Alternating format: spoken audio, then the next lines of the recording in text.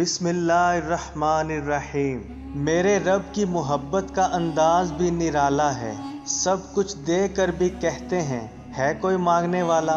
गरीब मेहमान आ जाए तो कर्ज ले कर भी तकल्लुफ़ कर, यानी कि उसकी खातिरदारी कर। सब इंसान मुर्दा हैं, जिंदा वो हैं जो इल्म वाले हैं। सब इल्म वाले सोए हुए हैं, बेदार वो हैं जो अमल वाले हैं।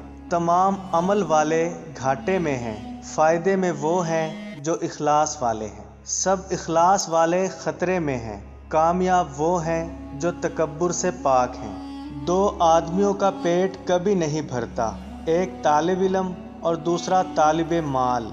हर लिखने वाले ने फ़ना हो जाना है, लेकिन लिखी हुई चीज़ हमेशा बाकी रहेगी। तो अपने हाथ से ऐसी चीज़ें तहरीर कर जा जिसको क़यामत के दिन तू देख कर खुश हो जाए। अल्लाह ताला हम सबको फ़िक्र व अमल की तौफ़ीक दे।